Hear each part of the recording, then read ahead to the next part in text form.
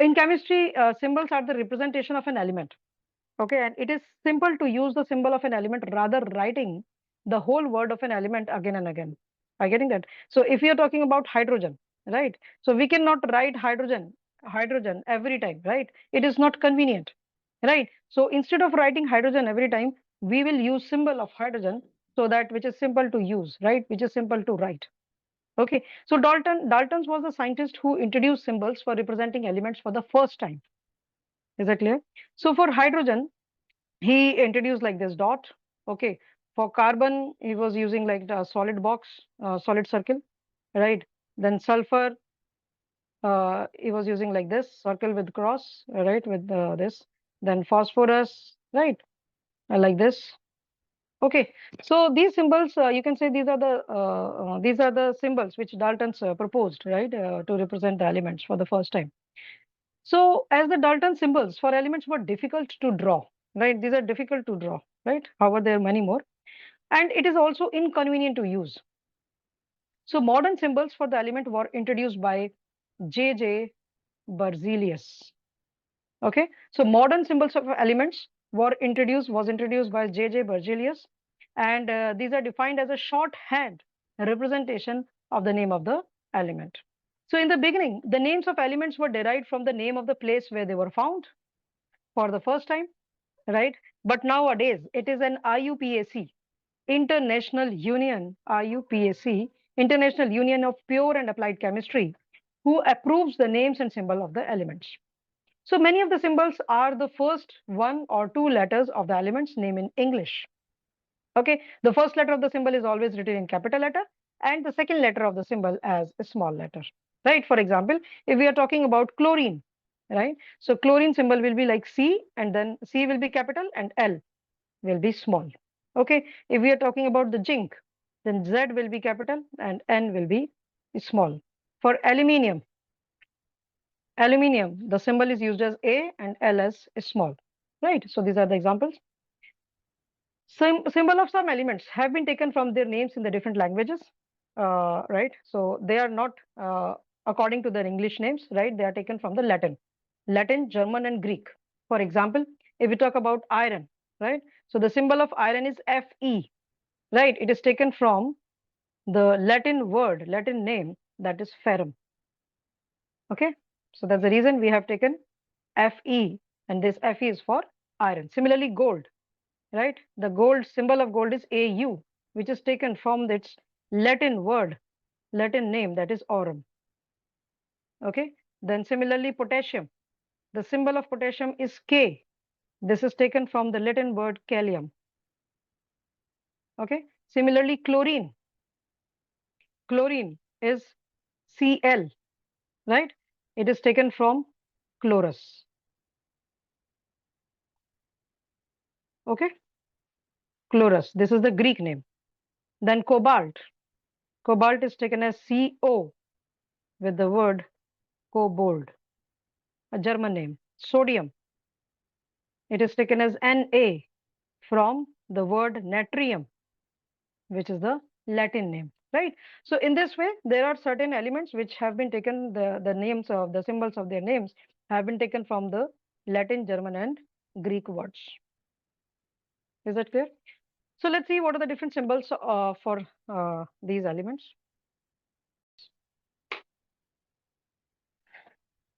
So these are the symbols for some elements, right? As you can see, both the sides.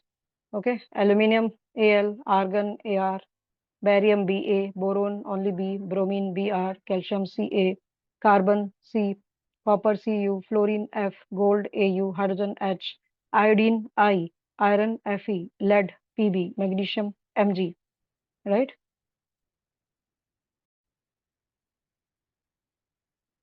Similarly, we have these elements also, right? Element neon, symbol is Ne, nitrogen, symbol N, oxygen, symbol is O, potassium, symbol is K, silicon, Si, silver, Ag, sodium, Na, sulfur, S, uranium, U, zinc, Zn. Right? So these are the symbols of some common elements. Is that clear? So please note it down. Now put the heading atomic mass.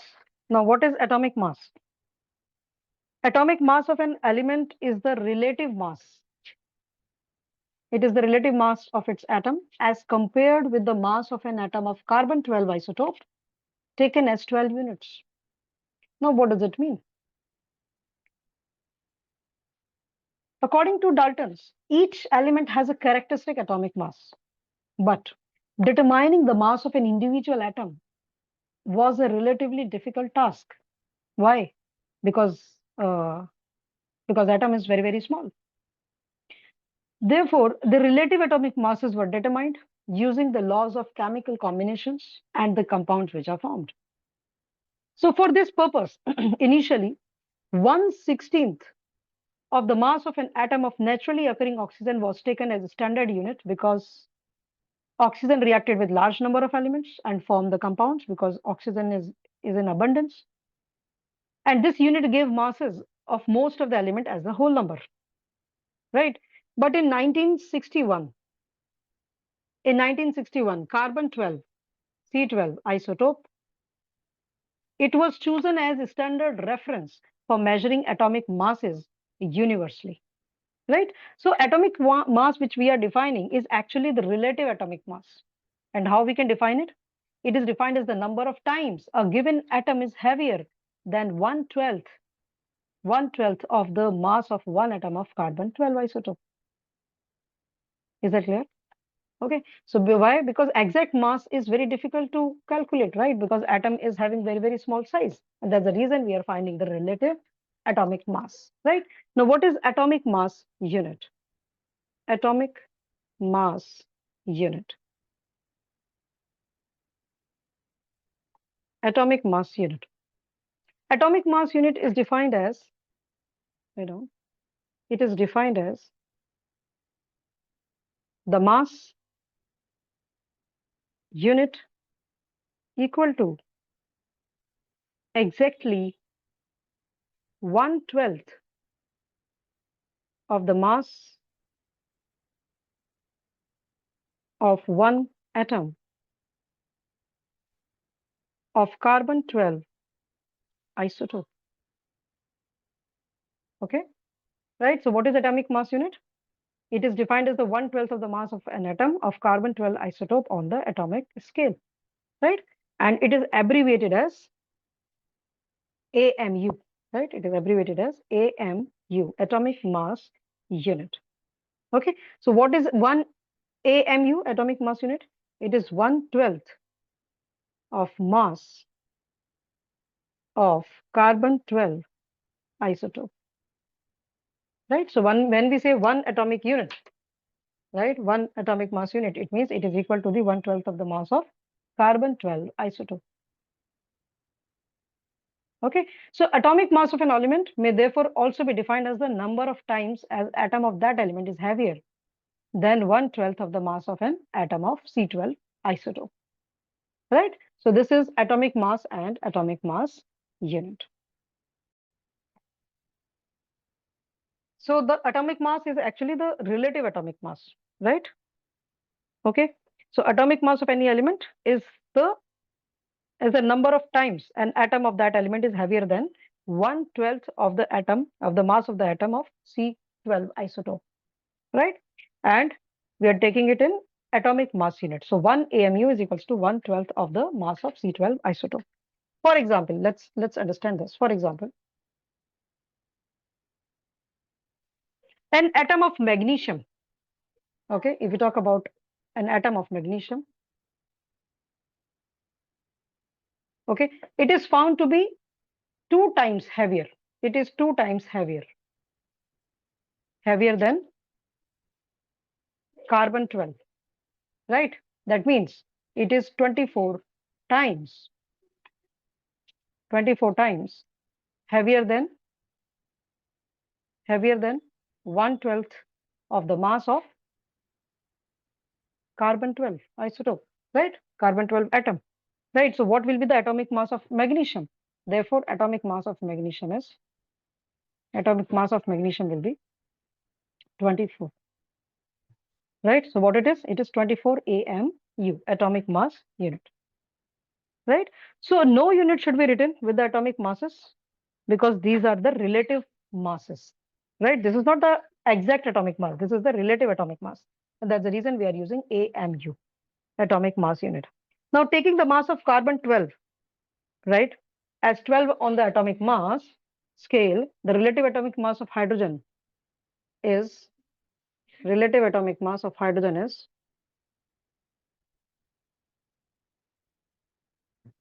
is found to be 1.008 AMU, which is approximately 1 AMU. Okay.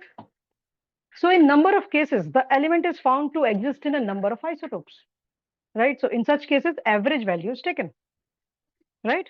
So in that case, what we do? We find out the average atomic mass, right? For example, if we see chlorine, right? So chlorine exist in two isotopes, right? So what are these two isotopes? 35 and 37 mass numbers, right? And the ratio, in the ratio, and this is in the ratio 3:1, right? So we can find out average relative mass, which is equal to 3 into 35 plus 1 into 37 upon 3 plus 1. And when you find it out, this is equal to 35.5 AMU. So in this way, the relative atomic mass of chlorine is the average of the masses of its isotopes, and it is 35.5 AMU. So atomic masses are generally whole numbers, right? But for some elements, it is a decimal number, right? And it shows that that particular atom, that particular element is existing in isotopes, right? It present in the form of isotopes, of right?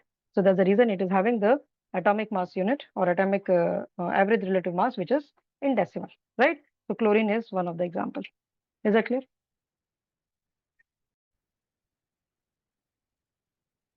So these are the atomic masses of few elements, as you can see here in the table. Okay. Hydrogen atomic mass is 1 U. U means unified mass, right? So AMU can also be represented in the form of U, right? So this abbreviation is given by IUPAC, right? U means unified mass. Okay. U or AMU is the same thing, right? Atomic mass unit.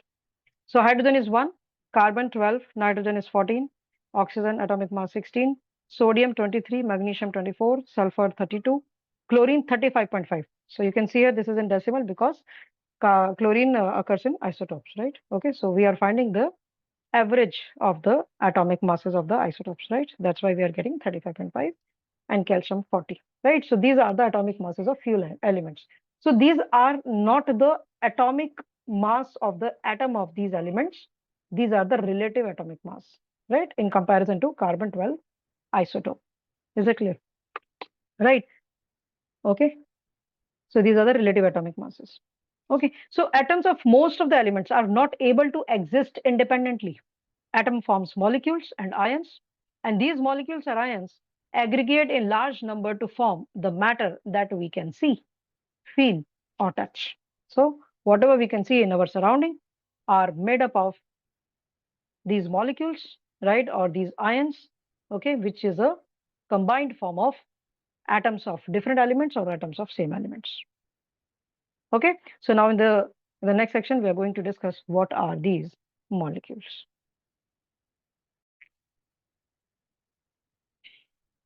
So what is molecule? Molecule can be defined as the smallest particle of an element or compound. Okay, it is the smallest particle of an element or compound which is capable of independent existence and shows all the properties of that substance is called a molecule, right? So as I told you that atoms of most of the elements are not able to exist independently. They are unstable, right? So what they do? They form molecules, right? So now what is this molecule? Molecule is that smallest particle of an element or a compound, right? Molecule can be of element, molecule can be of any compound, right? which is having independent existence, right? It can exist independently, right? Unlike atoms, right? And it shows all the properties of that substance is called a molecule. Everybody understood like what is the meaning of it? In general, you can say that molecule is a group of two or more atoms that are chemically bonded together.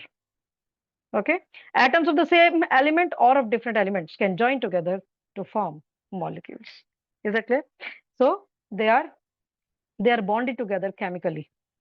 Is that clear? So this is what is molecule? Molecule is a group of two or more than two atoms, right, which are chemically bonded together. Is that clear? Okay. So what is a molecule? Molecule is a group of two or more atoms that are chemically bonded together, and atoms of the same element or of different elements can join to form the molecule. So now molecules can be divided into two categories.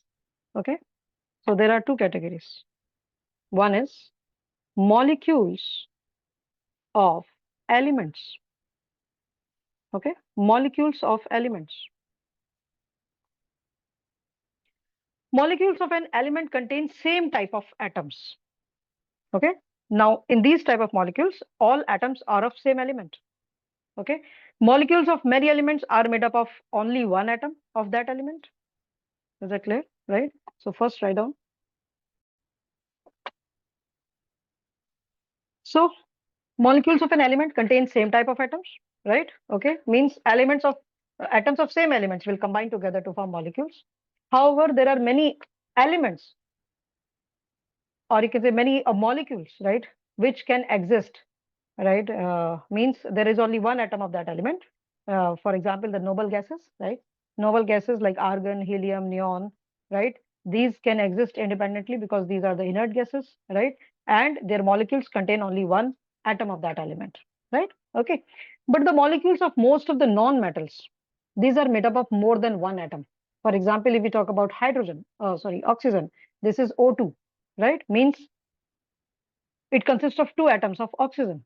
Similarly, if we talk about ozone, that is O3, right? It consists of three atoms of oxygen, right? So O2 is diatomic, whereas O3 is triatomic. Is that clear? So in this way, we can also define the atomicity of the molecules, right? Atomicity. So just see what is atomicity.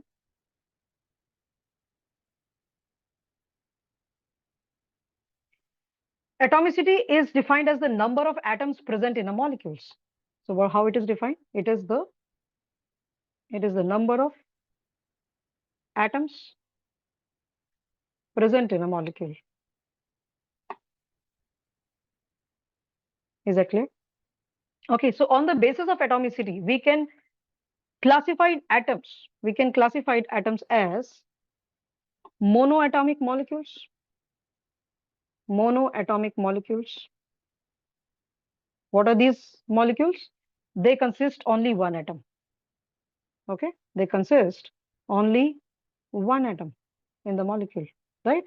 These are generally noble gases: helium, neon, argon, xenon. Okay, these are the noble gases. The molecules of noble gases are monoatomic molecules. Then on the basis of the atomicity, we have diatomic molecules. Diatomic molecules. Now what are these?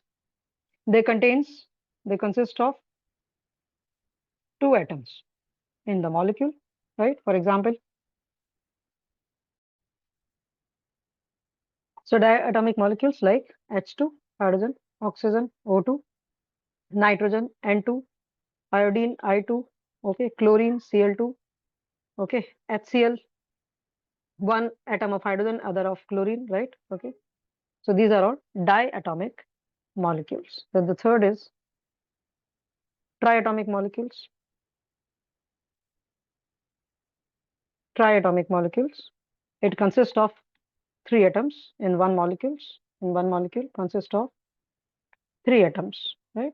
For example, O3, ozone, carbon dioxide, CO2, nitrogen oxide, NO2, etc. Okay. So these are triatomic, means one molecule consists of three atoms, right? In the same way, we have tetraatomic molecules, tetraatomic molecule, and it consists of four atoms. They are consisting of four atoms, right? For example, P4, phosphorus, H2O2, hydrogen peroxide, right? Okay. These are tetraatomic molecule consisting four atoms in one molecule, right? Then polyatomic molecules, right? They consist of more than four atoms, consist of more than four atoms in one molecule. Okay. For example, CH4, pentaatomic. This is pentaatomic or simply polyatomic. Okay. S8, this is octaatomic. Okay. Or polyatomic, etc. Right. So in this way, we can say that the atomicity of the molecules, right, means number of atoms present in the molecule. So different types of molecules we have. Is it clear? So in this way, we can say that argon, helium, these are inert gases. They are monoatomic. Oxygen, hydrogen, nitrogen, they are diatomic. Chlorine, diatomic. Ozone, triatomic. Phosphorus, tetraatomic. Sulfur, polyatomic, right, or octaatomic. Okay. So these are the molecules of elements. Now, coming to molecules of compounds. Molecules of compounds.